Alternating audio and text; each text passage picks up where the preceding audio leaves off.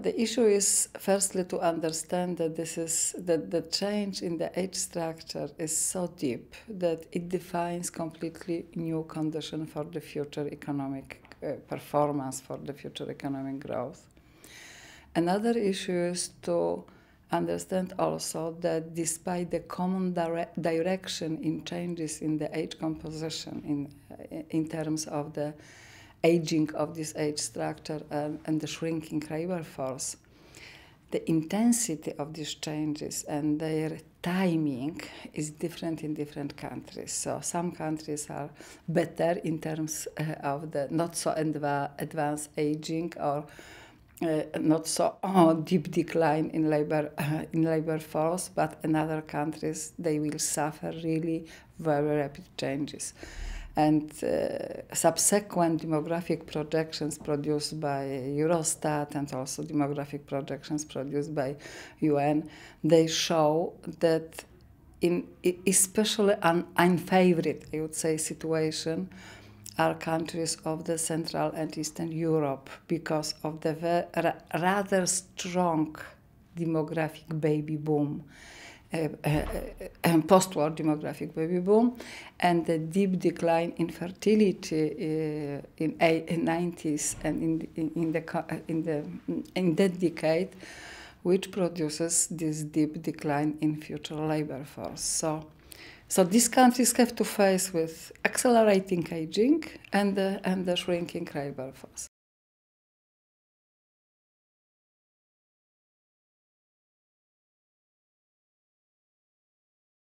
I'm afraid that these regional differences will increase if we do not counteract them efficiently.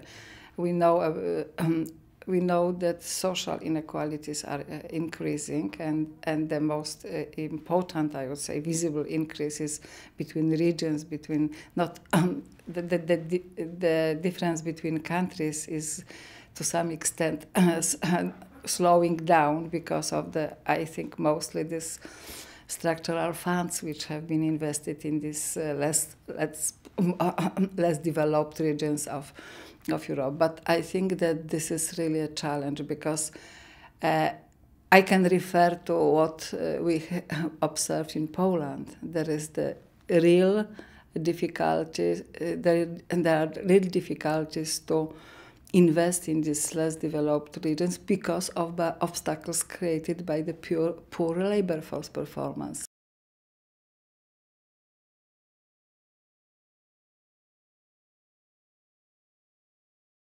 I think that it is necessary to invest, to put some more money to these regions. So we can discuss about more increasing awareness of people, especially in terms of their, I would say, individual responsibility for human capital development. But this also requires a special institutional approach. So we can say that this employability issue, which was so strongly stressed in the Lisbon strategy, is still valid, but without proper changes at the institutional level and also in some investment allocated to these poor regions, we will, in my opinion, we will not manage this rising inequalities.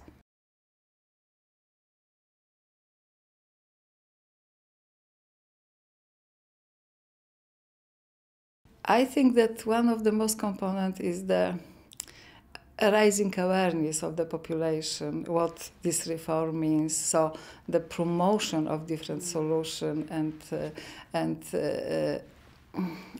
convincing people how important it is for their individual perspective, and also how important it is from the macro perspective. And when you take all these things into account, so this Sweden is a good example how to deal with this reform. But Sweden is also a country in which labor market participation of older workers is high. So there is no such strong, I would say, pressure for labor market. The another issue is that the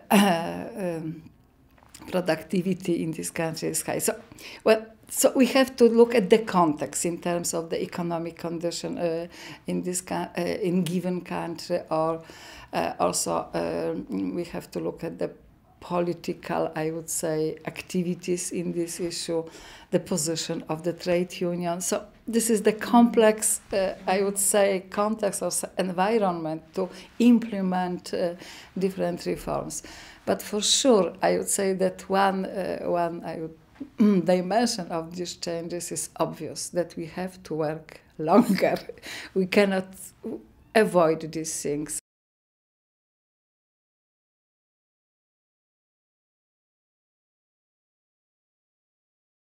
We are offered a longer lifespan.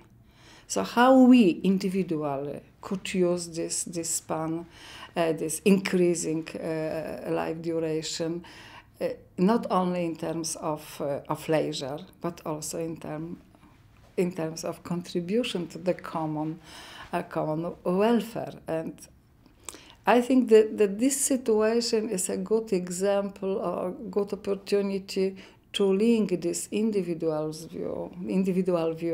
views with the macro level demands. And also, this situation shows how important are interrelations between different generations. And here we come to the I would say myth that longer working life of people is not good for young people, for the job prospects of young people.